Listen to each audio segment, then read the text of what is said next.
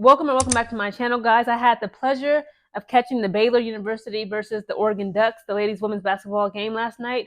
Actually took a little bubble bath, came out, I realized that it was actually in the fourth quarter, the last 5 minutes. I immediately, for whatever reason, YouTube TV finally got their mess together, and it actually allowed me to start from the beginning. Let me read you this ESPN article regarding the game last night. So again, the final score, guys, it was a good game. It was a close game. Deja Kelly is her. She showed up and showed out. So Oregon Ducks, they took the victory home. They had 76 points. Compared to Baylor Bears, they had 74 points. The article reads as Deja Kelly scored 13 of her 20 points in the second half. Eliza Mevius made a layup with 22 seconds left. Oregon blew a 16-point fourth quarter lead before the Ducks beat number 12 Baylor 74-72 Sunday night to snap a 14-game losing streak against their ranked opponents. Oregon is 3-0, which is 1-5 all-time against the Bears, went 0-13 last season against top 25 opponents, and beat a top 25 team for the first time since a 73-59 win over then number 14 Arizona on February 23, 2023. Sarah Andrews and Yaya Felder converted back-to-back three-point plays to spark a 17-12 run that cut Baylor's deficit to 68-67 with 5:39 to play. Filipina Kai made a jumper and Kelly hit 2 free throws to make it a 5-point game about 2 minutes later, but Andrews answered with a 3 and Jada Walker made 2 foul shots before Aronette Vonleh tip and putback made it 74-72 with 1:28 remaining and gave the Baylor 1-1 its first lead of the second half. Kelly's layup made it 74 all with a minute to go, and after Andrews missed a layup, Eliza Mevius drove from the left corner, got a steal on the block from the 6'8" Kai, and her wide open basket gave Oregon the lead for good. I had no idea Kai, I think it's pronounced Kai. No, I'm gonna say Kai. Damn, she's 6'8".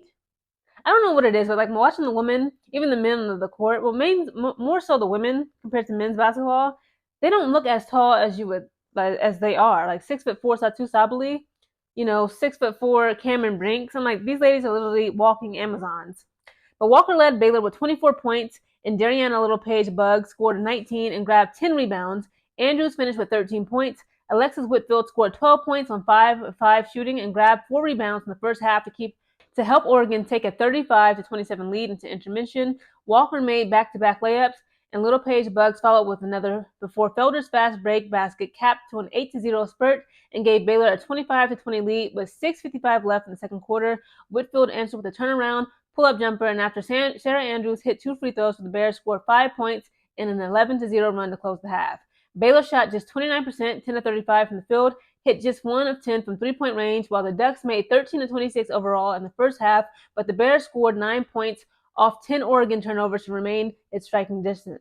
The Bears scored 8 of the first 10 seconds half points to make it a 2-point game, but Kelly answered with a jumper, and Sophia Bell followed with a 3-pointer before Kelly hit another jumper and then made 1 of 2 from the free throw line to give Oregon a 10-point lead with 5:38 remaining in the third quarter. Nani Falatia hit a 3-pointer and jumper to cap an 11-3 run and stretched the lead to 60-44 about 5 minutes later. These are the game leaders of the game. So starting off with the Baylor Bears, okay, the Lady Bears, Jay Walker, she had 24 points. She went for 9 for 20 for field goals and 4 out of 4 free throw attempts.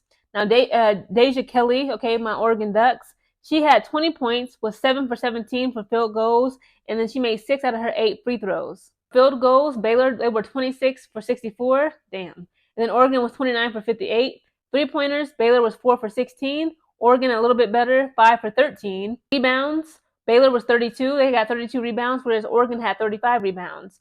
Assists, Baylor had 12 assists. Oregon had 17. Baylor had 9 steals. Oregon had 8. Baylor had 1 block. Oregon had 2.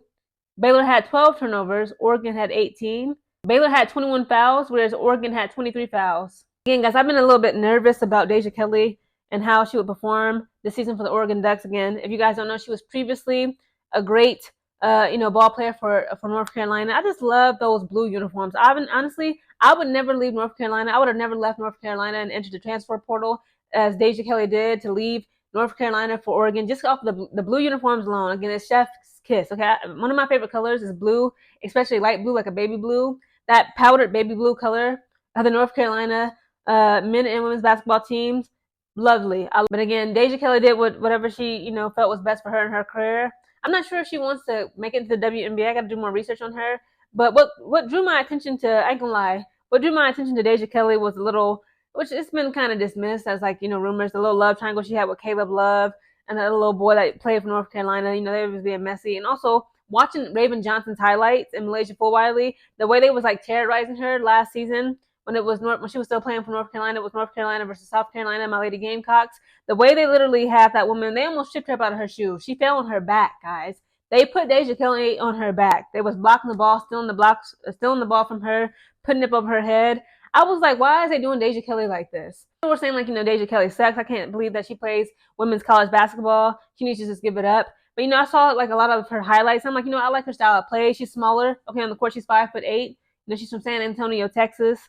And I ain't gonna lie, she's a gorgeous girl. She kind of reminds me of Angel Reese when it comes to like her face. Like if you look at her facial features, her and Angel draw a lot of similarities from each other to me.